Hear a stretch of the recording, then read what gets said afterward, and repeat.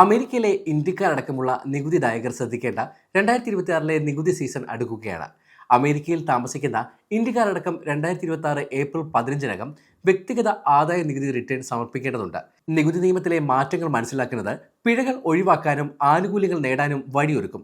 ഇതുമായി ബന്ധപ്പെട്ട് പുറത്തുവന്ന റിപ്പോർട്ടുകളിൽ എന്തൊക്കെയാണ് പറയുന്നതെന്ന് വിശദമായി നോക്കാം.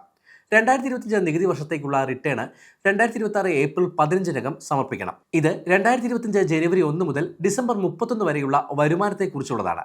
കൂടുതൽ സമയം വേണമെങ്കിൽ ഏപ്രിൽ 15-നകം ഒരു എക്സ്റ്റൻഷൻ ചോദിക്കാം.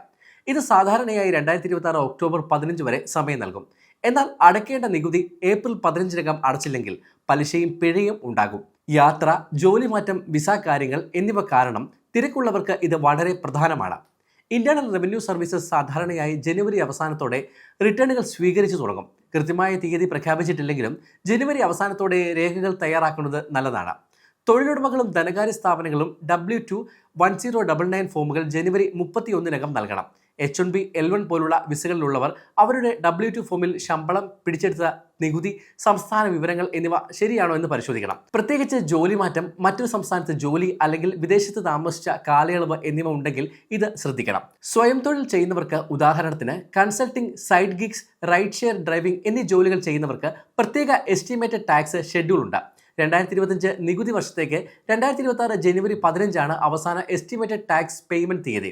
പല ഇന്ത്യക്കാരും ചെറിയ ബിസിനസ്സുകളിൽ നിന്നും കൺസൾട്ടിംഗിൽ നിന്നും അധിക വരുമാനം നേടുന്നുണ്ട്. അണ്ടർ പേയ്മെന്റ് പിഴകൾ ഒഴിവാക്കാൻ എസ്റ്റിമേറ്റഡ് ടാക്സ് പേയ്മെന്റുകൾക്ക് പദ്ധതിയിടുന്നത് പ്രധാനമാണ്. ബിസിനസ് വരുമാനത്തിന്റെയും ചെലവുകളുടെയും രേഖകൾ സൂക്ഷിക്കുന്നത് ഫയലിംഗ് എളുപ്പമാക്കാനും നികുതി കുറയ്ക്കാനും സഹായിക്കും. 2026 ഫയലിംഗ് സീസണിൽ ഒരു പ്രധാന മാറ്റം 2025 പാസാക്കിയ വൺ ബിഗ് ബ്യൂട്ടിഫുൾ ബിൽ എന്ന പുതിയ നികുതി നിയമമാണ്. ഇത് പല തൊഴിലാളികളെയും കുടുംബങ്ങളെയും ബാധിക്കും. ഈ നിയമം ടിപ്പുകളുടെയും ഓവർടൈം ശമ്പളത്തിന്റെയും നികുതി രീതി മാറ്റുന്നുണ്ട്. ഇത് hospitality, restaurant, retail, health care, logistics തുടങ്ങിയ മേഖലകളിൽ ജോലി ചെയ്യുന്ന ഇന്ത്യക്കാരെ ബാധിക്കും. ഈ നിയമം മുതിർന്ന പൗരന്മാർക്കുള്ള ചില കിഴിവുകൾ വർദ്ധിപ്പിക്കുന്നുണ്ട്. ഇത് US നിവാസികളായ ഇന്ത്യൻ വംശജരായ വിരമിച്ചവർക്കോ അവരുടെ മാതാപിതാക്കൾക്കോ പ്രയോജനകരമാകും. ഡിജിറ്റൽ പേയ്മെന്റ് പ്ലാറ്റ്ഫോമുകൾ വഴി ലഭിക്കുന്ന വരുമാനം റിപ്പോർട്ട് ചെയ്യുന്നതിനെക്കുറിച്ചും ഇന്ത്യക്കാർ മനസ്സിലാക്കണം. ബിസിനസ് ആവശ്യങ്ങൾക്കായി ഈ പ്ലാറ്റ്ഫോമുകൾ വഴി പണം സ്വീകരിക്കുന്നവർക്ക് ചില പരിധിക്ക് മുകളിൽ വരുമാനമുണ്ടെങ്കിൽ 1099K ഫോം ലഭിക്കാം. ഇത് ഹോം കാറ്ററിംഗ്, ട്യൂഷൻ ക്ലാസുകൾ, ഓൺലൈൻ സ്റ്റോറുകൾ, ഫ്രീലാൻസ്, ഡിജിറ്റൽ സേവനങ്ങൾ എന്നിവ ചെയ്യുന്നവർക്ക് വളരെ പ്രസക്തമാണ്. 1099K ലഭിച്ചില്ലെങ്കിലും അത്തരം പ്രവർത്തനങ്ങളിൽ നിന്നുള്ള വരുമാനം നികുതി വിധേയമാണ്. അത് റിട്ടേണിൽ റിപ്പോർട്ട് ചെയ്യണം. വേഗത്തിലുള്ളതും സുഗമവുമായ അനുഭവത്തിനായി ഇന്ത്യൻ റവന്യൂ സർവീസസ് ഇലക്ട്രോണിക് ഫയലിംഗും ഡയറക്റ്റ് ഡിപ്പോസിറ്റുമാണ് ശുപാർശ ചെയ്യുന്നത്. സാധാരണയായി ഇലക്ട്രോണിക് ആയി ഫയൽ ചെയ്യുന്ന റിട്ടേണുകൾക്ക് 21 ദിവസത്തിനുള്ളിൽ റീഫണ്ട് ലഭിക്കും. പേപ്പർ റിട്ടേണുകൾക്ക് കൂടുതൽ സമയമെടുക്കും.